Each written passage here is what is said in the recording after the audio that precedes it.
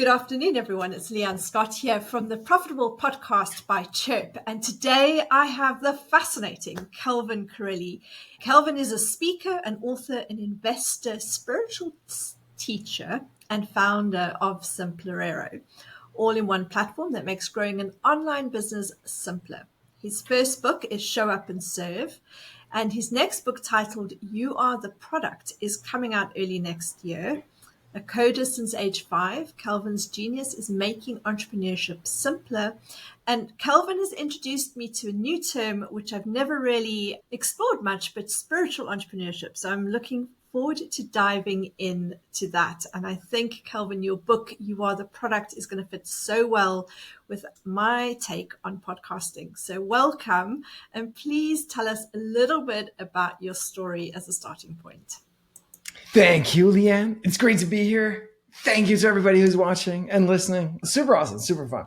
You gave a pretty good bio there. What can I say? This is my passion. I've been an entrepreneur my whole life, and not always a good one. Sometimes a really good one, sometimes not so good a one. But what I found is that it's always the breakthroughs to the next level is always found inside, right? Business problems are personal problems that happen to show up in business.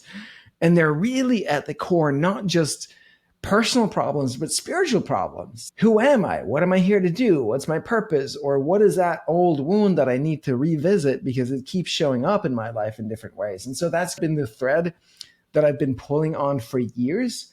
And I think that engineering programming background gives me a very specific way of looking at the world, analytical way of looking at the world, but then combined with the spiritual, it becomes this whole thing, right? We want to use all of who we are, left brain, right brain, spirit, body, mind, all of the things. That's what I love doing. Amazing. Like you said, you haven't always been a good entrepreneur. And I think we all have that feeling. I think when I started my first business when I was very young, but really on the entrepreneurial journey when I was only 22. And I think then you're full of confidence, a little bit naive in the way you run a business, and anything's possible. But I think as I get older, sometimes I have this yearning question, am I on the right path? Am I doing the right thing? And there are times when things don't seem to be flowing. And I know that your story has that moment where you came where it felt like everything was falling apart. And I think this is a part of entrepreneurship that not a lot of founders and entrepreneurs want to talk about because they are worried about how that will come across and how to really deal with that. So let's talk a little bit and delve a little bit into your story and any advice that you have for entrepreneurs who are finding themselves at this crossroads. So I think of it, I call it the spiritual crisis of meaning. When you hit that point where you're like, what am I doing? What is the point of all this? What's the purpose? What's the meaning? Who am I? Where am I? What am I doing? And I love it. It's the best thing ever. When people find themselves in a spiritual crisis of meaning, I'm always like, that's amazing. This is worth celebrating. This is fantastic. Because it means that you're ready to break through to the next level. Right? We get so stuck in, and then you wake up and you're like, wait, what? And then that's where we can choose to see the world in a new way, see ourselves in a new way, choose to do something new. So I love those moments. I think it's exciting. And we shouldn't, it's nothing to be embarrassed about. Right? You should be embarrassed if you never have those moments, because then you're probably not that open to new possibilities. Yeah, there's nothing embarrassing about it. There's nothing embarrassing about just being human either. Nobody's perfect. Nobody's got it all figured out. We're all human. And we all have all kinds of feelings, and we all feel insecure and imposter. It's all of these things are so common, and we go around feeling, oh no, it's just me, and I hope nobody finds out. And no, we all have the same stuff. Absolutely. I think this past year I found particularly difficult, and I had many of those moments, and I have a biz bestie, a friend, and we have had a similar experience over the last year. How do you recommend that entrepreneurs actually deal with that? Is because I think we all get to this point where, should I just go and get a job? Or am I doing the right thing? Or oh hell, this really isn't what I want to do anymore, but I can't stop right now. Sometimes things come crashing down and force you to stop. But what are the steps? How do you recognize when this is that breakthrough to the next level versus you need to stop and find something else to do? If you're doing entrepreneurship, chances are that you probably, I would say chances are you probably, that's what you're supposed to be doing. I get that's what you're made for. I guess my brother tried his hand and he decided it wasn't for him. For me, it's just never been a question. I could never Yeah. imagine working for anyone else and doing anything else. I had a CPA at one point because I had some years that weren't good and kept having deficits. And he wrote me, he said, some people just aren't cut out for entrepreneurship and you probably should give it up and find a job. And I'm so glad. I was like, dude, you obviously, you have no idea what you're talking about. That's not happening. Like you just Yeah. forget it. But I guess some people just like, I think you I think you probably should do entrepreneurship if you can't think of anything else that you could possibly do. If Yeah. you're like, yeah, sure, start this thing or take a job, then maybe take the job. Honestly, if you can get yourself to take the job, maybe you should. I just never had that in me. Yeah, I did have a couple of jobs, but I knew I was always like, as a kid, I was starting companies and doing stuff. Right, as a young, Yeah. it was just never a question for me.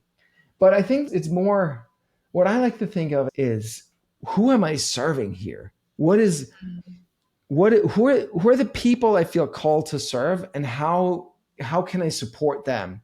Right? So I think what we fall into is we focus on me, on ourselves. Oh, this is painful, this is hard, or I don't know, or this is working and nobody's noticing anything. As you focus out there on the people that you're here to serve, then just one person whose life that you're touching is meaning. It's enough, right? Like in that moment, think about it too. The feeling of success is not a destination out there. It's a feeling that we get to have every day, moment to moment. And that moment when you're helping someone and that you're having an impact and they're receiving and it's working, that's a moment that for me, I feel successful in that moment. And so great. Then they're like, why would I think of quitting in that moment? So what is the thought pattern? Am I thinking out in the future? Am I looking in the past? Am I looking at myself and how am I good enough or worthy? Then yeah, you can go down a path, but change that around. So the way I look at it is that they're the people I'm called to serve. And the one that's serving them is not really me. It's God, it's life, it's the universe that's support flowing through me, and I'm the conduit. And that's what I'm doing. Yeah. And so if that speaks to you and you can feel that, I don't know what you would quit, but if that's something that you like and that fills you up to do, by all means go do it. And then you'll figure it out. You'll figure out all this Yeah. stuff out as long as you stick with it. Yeah. I'm totally unemployable. Yeah. Who would hire us? Exactly.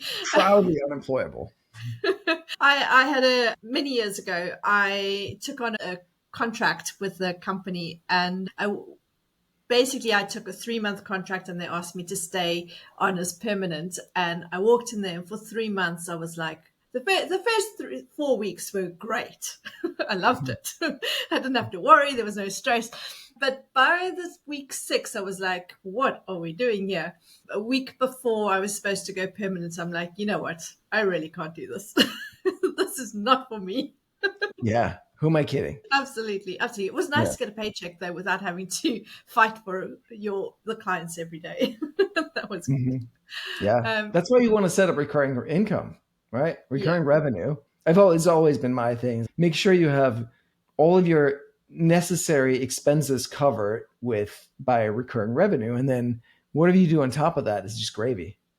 yeah, absolutely. And I think that's probably been my biggest lesson in business is to always build in recurring revenue, which is why I absolutely love the SaaS business Hmm. model. I think it's Yeah. the right way to go.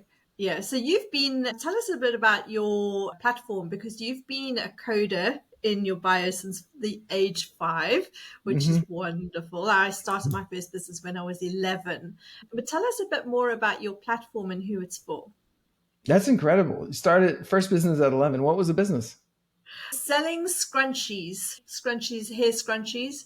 So what are scrunchies? So it's like a fabric hairband made Huh. with different fabric. And my mum was a dressmaker, so I used to take all her leftover fabric and make Mm, scrunchies and then go and sell it at the market at age 11. that's And good. then that was good fun. And I even employed some of my friends to sell at the market as well, so that I didn't have to be Very there cool. all the time. Did So they yeah. earn a commission? Oh no, they're just straightforward pay for the day. All right, nice. That is cool. It's great. Yeah.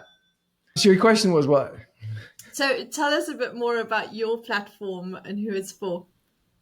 Simplero, it's called Simplero because it's all about making it simpler. It's for coaches, course creators, consultants, anyone who's selling some sort of information. I started because I started doing the spiritual business coaching way back when. Hello. And I was looking around and it was all this complicated software, and I was like, "This we got to be able to make this simpler." And you use one thing for your email, and another thing for your website, and another thing for your courses or your video hosting, and then something for your membership site. Like, I was like, "What? Like, can we just have all of it in one tool? That would be so much simpler." So that's what I set out to build. And since I was a coder, I just started coding that, and then people discovered it and they were like, "Hey, this is amazing! Can I use it too?" And that's how Simplero came to be. And it's still a mission. Like that is still a thing in the market, right? Like I'm sure Mm, people end up using 9 different tools, and now they have to figure out how to get exactly. them to talk to each other, and then zaps and glues and rubber band, and then stuff breaks, and it always breaks when you're on vacation. I don't know why. Always. Maybe it's the water in the pool, it's a short circuit, or there's relax. I don't know what it is. So yeah, I just wanted to make that all simpler. So that's what we do. Okay, amazing. And so is that kind of where your book came from, which is like how to serve, what was your book? Remind me Yeah, the name. show up and serve. Show up and Show up serve. and serve. Yeah, I Um, think so. It came from I got into online marketing quite early in 2008. I discovered online courses, and my first thing was Jeff Walker's product launch formula, if you're familiar with yeah, I that. got that. Yeah. PLF 2.0 2008. I kid you not. It was wild. It was mind blowing. I was living in Copenhagen at the time, and I was broke, and I just discovered this whole like, I'm going to teach people about spirituality and entrepreneurship. Yeah. Nobody gave a crap in 2008. I'll tell you that. Like, it was not a thing back then. But Jeff Walker was doing his launch and blah, blah, blah. And the cart closes at blah, blah, blah. And I was like, uh-oh. It was literally my birthday.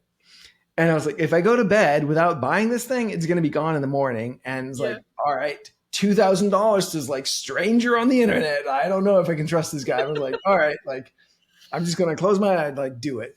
So I did it, woke up the next morning, did not feel bad about it. It was great. It was life changing. But what I found was that as I went super deep in that whole internet marketing world, and all of the people and like Dan Kennedy, everybody's learning from Dan Kennedy. And so I went to all his stuff. But what I found was that most of the people, and I'm not going to name any names, but most of the people in that world at that time, I did name two names here, Jeff Walker and Dan Kennedy. Jeff has always been a stand-up guy from what I can tell. Dan Kennedy is his own thing. He's good. But there are a lot of other characters in that world that Mm. were, between you and I, they're a little bit shady. They're a little bit shady. They would sometimes, huh? I may have noticed. You may have noticed, yeah, they would say stuff and then not keep their word. Or they would say stuff that wasn't true. Can you imagine? They would say stuff to make you buy their stuff, and it wasn't true at all. And I was like, Yeah. what? That's weird. What? And so at one point I went to a baseball game with one of Tony Robbins' kids, Jared Robbins, and he's a good dude. And he knew all of these people privately. And so I asked him, hey, look, listen. And I named some names. They seem a little, I can't tell. They seem a little, and he was like, oh, dude, you have no idea. They're like, mm-mm. I was like, uh-oh. And so that got me to pull out of the whole online marketing world for many years Mm. and just focus on product and customer service. Mm. Those are two things that I love. Like I'm an artist, right? I'm a craftsman. Make an awesome product, serve customers, just over deliver on service, on connection. And something that I realized lately I got words for it. All right, quick sidebar here. I was working with an energy, actually Tony Robbins' this energy guy. His name is Donnie Epstein. And he helped me uncover that whenever I would go to business, now we need to do business and marketing and grow the business and do all these things. I would go to a place that had no energy for me. But what does have energy for me is intimacy. So when I think of it as I'm creating intimacy at scale, I'm creating intimate moments with lots of people, lots of energy for that. I love that. I can do that all day long. Business and marketing, we need to like no energy. I just die. And so that was a pattern for me of, oh, I try to grow from here. It's never going to work. And service for me and that act of service of showing up. I remember way back in college when I was part of the group putting on the parties. And I was never much of a party goer myself, but I loved creating the space and the experience for other people to go and just have a fucking blast and just really enjoy themselves. And especially I remember being the bartender and serving them. We only had beer. It's like only bottled beer. This is Denmark. There's like Carlsberg and Tuborg. That's it. That's all there was in the bar. But I would serve that beer with so much intimacy and connection and like presence. I'd be like, here, open it like with an artistic kind of move and serve it and be like, hey, how are you doing? I really connect with people. And I really loved those moments. And that was one of the things that really stood out to me. And so that's where the idea of show up and serve comes from. Is we grew to over $4 million in annual recurring revenue with no marketing team, no sales team, no ads, no nothing, just really showing up and serving people. And I think we get lost in this world in all the gimmicks and all the techniques and all the things. If you just show up and serve genuinely, it really works. And I think what's happened, and this took me a minute to realize just how impactful it is, like here on the podcast and on social media, if you show up with that attitude of wanting to serve people and just leave it all on the field, right? Give everything away. Give all of you that you've got, your best stuff with all of the passion and energy and love that you have, and you just give it all. It will do wonders for you, right? It cannot fail. Yeah. I think that's why I love podcasts so much, is that you show up in a different way because you are fully yourself, fully authentically present with the person that you have on the podcast in the interview. Whereas there's something weird that happens to us when we try and record a video just to camera. We lose that authenticity. Some people are very good at it, but others are just become scripted and robotic. And I think you capture your genius in a conversation because it just flows out of you. And that's what I just absolutely love about podcasting. Exactly. And it's funny. I remember when this social media thing started happening like 15 years ago or something. And I had a moment where I started following Gary Vaynerchuk in 2008. And there's a moment when he was sitting in the office of his dad's wine store in New Jersey on a phone call. And he just started recording his side of the phone call live. And it's like, you got to eavesdrop on Gary Vee having a phone call with some stranger and explaining to her about social media. And it was I was sitting in my house in Copenhagen. And I was just like, whoa, this is different. And we're attracted. And it was that whole feeling of podcasting as well. I was listening to I was friends with some of the people who invented podcasting, with Dave Wiener and whatnot. One of the guys that wrote the first Podcatcher software was a friend of mine. It's like super exciting. So I was listening to the daily source code. I don't know if you've gone in back. Were you there at the time? Or do you know what I'm talking about? I wasn't in podcasting at the time, so I was much more into the kind of digital marketing side of it as it was coming out. So I'm fascinated to hear your side of the story. Yeah.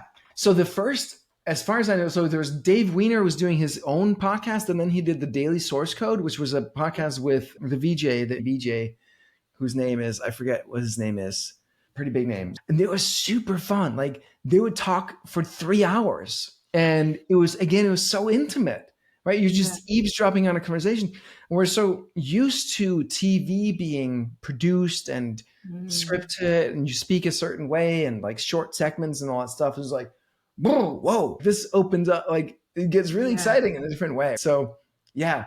And it's only gotten more in the years that like it still has that attractiveness, is like it's real, you can feel it. And that's Yeah. what people want. That's why the medium is working so great. And that's why, like you're saying, the more you can do that in your social media and the way you show up, the more it connects with people.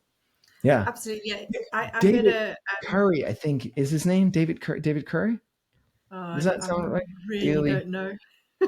It'll come to you. It's going to come to you when you Yes. go when you when you're lying in bed falling asleep tonight. Adam Curry. Ah, there it was. I had to look There it we up. go. Adam Curry. Adam Curry. Ah, Yeah. fantastic. Yeah. Go back and Fantastic. listen to some of those like original. I'm sure Yeah. they're still there. It's really fun. It's really Oh, I cool. will do. It's I like will do. I've made a note. beginning of a medium. Yeah. I wish I only got serious about social media very recently because Mm, I don't know. I didn't understand the power of the medium. Like when yeah. I discovered a few years ago, like Joe Rogan, I was like, oh shit, this is big. Like, it's like crap. Like, I didn't know, but yeah. Yeah. Yeah, I don't think we've ever, you and I were both right at the start in 2008 as it was all getting started, but I don't think we've ever had an opportunity the way we have now to reach globally and actually compete with the big brands. And I think that's something really special because you can have your voice heard and you Mhm. can make a difference to people's lives in a way that we've never been able to before. Yeah. Yeah. This is amazing. And this makes me think, wait, I was there when the podcast thing started and I didn't see the potential. And I will say, I was not the person back then that Yeah, was able to capitalize on that. I started actually a video podcast in 2008. I did start like a as you video show do. in 2008. Like I was a Mm, very different person back then. I didn't have what like at all. I wasn't the person that could make that work. But I'm just mm. thinking, what's the thing that's happening right now that 10 years from now we're going to be like, oh, like that thing, get on that thing. Like AI, obviously, but like it's like a little bit of a AI. different thing. So I would say that it's definitely podcasting, actually. Go back and you start looking at podcast development and you look at where it is right now. Hmm. So there are about 4 million podcasts that are out there. But of those 4 million, there's actually only about 156,000 that produce weekly episodes. Hmm. But there's over 100 million listeners monthly.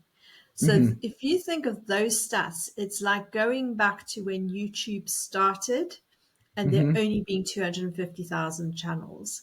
Now is an opportunity to really jump on that because of AI and because of the Mm. AI revolution where things are inauthentic and AI is just like spitting out all this stuff. People are craving that realness, that Yeah. authenticity, that community.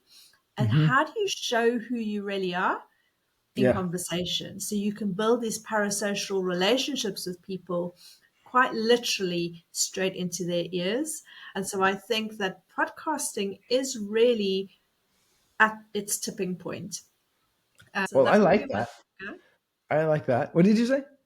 I said that's one to definitely look into. Yeah. Did you say 156,000 or 256,000? 156,000 podcasts produced weekly, And how many listeners? 100 million a month Million a month listen in to the podcasts. US alone. Whoa, whoa, whoa. Holy. So globally, what's the number globally? Do you know?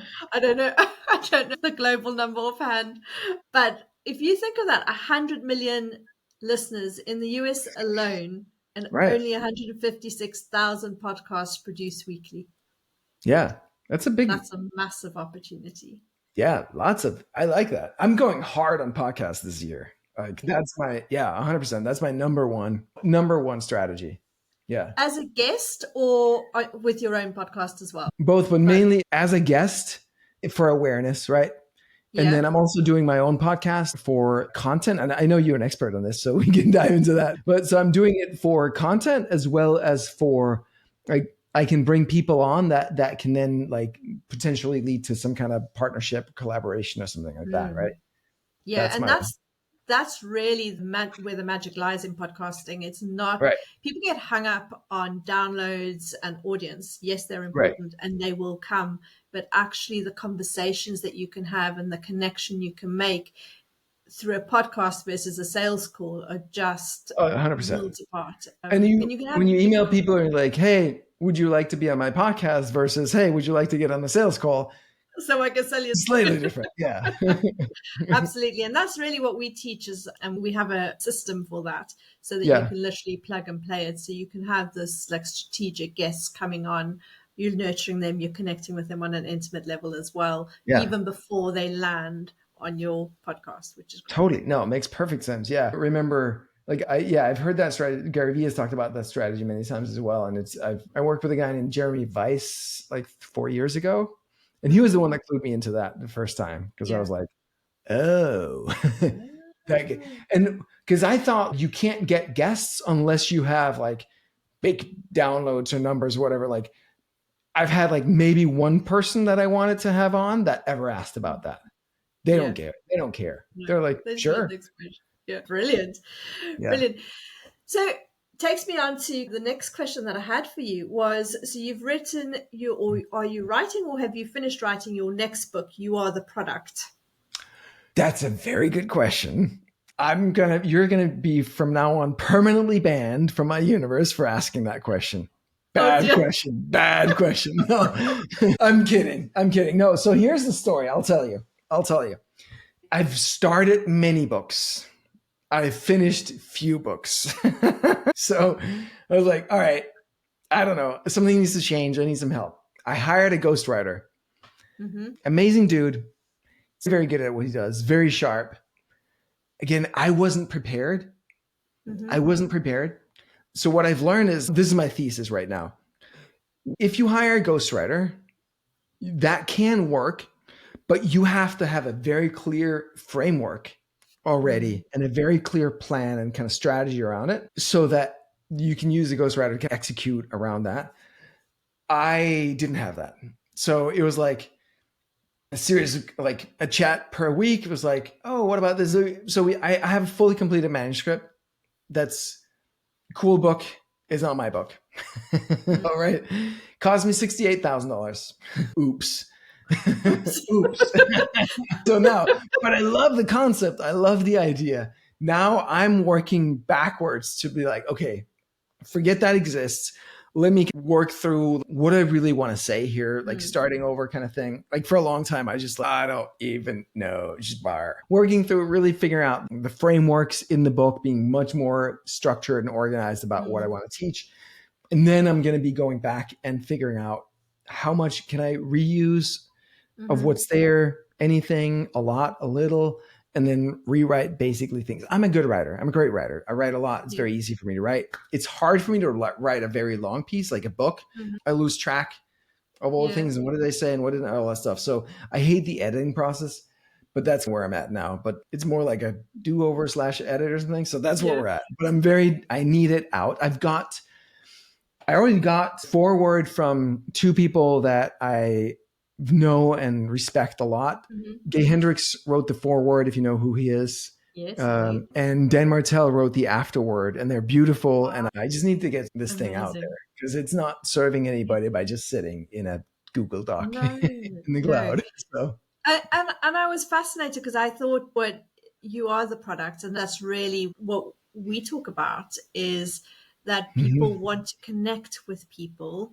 And so when we talk about branding and why a podcast, it's about that piece where people want to know who you are first. You may be known for something, but do they really know who you are? And so how do you bring that authenticity into your business, which then leads to the products that you sell and then the brand that you build overall? I'll be definitely interested in reading your take on things when you're ready. Nice. Yeah, I'm looking forward to it. I was working on it this morning, so I try to make sure that I, at least every other day, at least every week, I'm just moving that boulder forward a little bit. It's a big undertaking, as I'm sure you're aware. Unless I want to get into the Deepak Chopra level kind of thing where I can write a book in a plane ride and just be like, boom, there it is, another book. That would be cool. I'll get there one day.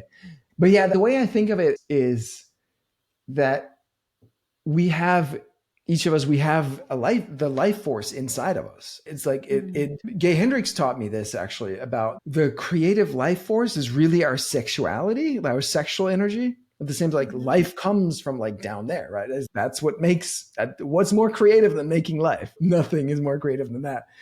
And it runs up through our system and out. But most of us, we have these limiting beliefs, or we have these wounds and traumas that make us close off parts of who we are.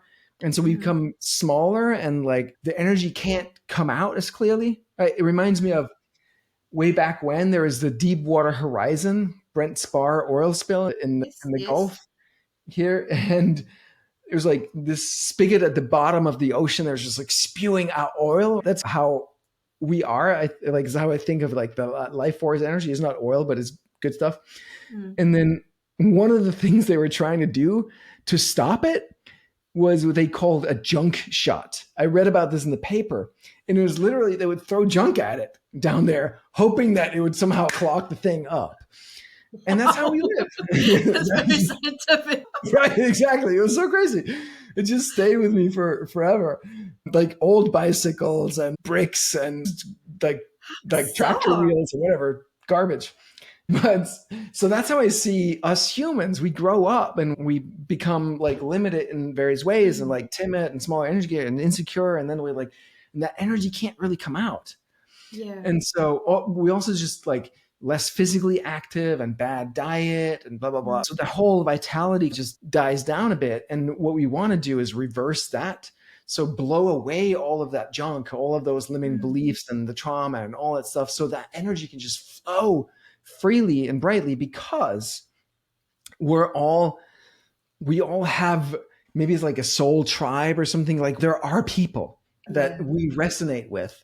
And so what we want to do is put out that beacon, that like lighthouse signal that signals to others, this is my tribe, this is my family, this is my energy, right? And then they will flock to us. And others who are not, they will go away, which is great. Yeah. And so that's how I think of you are the product. It's like the more clear I become, the more vital or radiant I become, the more I can send out that homing signal to my people, and they can be attracted, and now we can play. I like that. And you said something earlier which really caught my attention. In the immortal words of Stuart Wilde, I don't know if you've ever read anything, he says, and when they show up, bill them. Yeah. Yes, definitely bill them. But I think maybe on that, there's two thoughts I've got going here. One is the breakthrough always starts inside, which is what you said earlier. And I guess that's what you're saying. And that bill them also, I think this blocked energy has us playing small and really worrying that not charging what we should charge because we're worried we'll repel them. But then you take on small paying clients that you then end up resenting everything about business. So I suppose it all kind of ties together, is that it all starts with the energy inside you and that breakthrough that can come from within you. Yeah. Yes, that's right. Excellent. I have had so much like self-worth issue, self-worth. And it's one of the things that I coach people on probably the most, that comes up the most often, is like, I'm only charging like $27 a month because that's all. Like, no, stop that. Just stop. You're not helping anybody by doing that. But it's a huge hang up for people around just like charging enough to make an impact on their lives and on your life, right? You have to have enough to work with.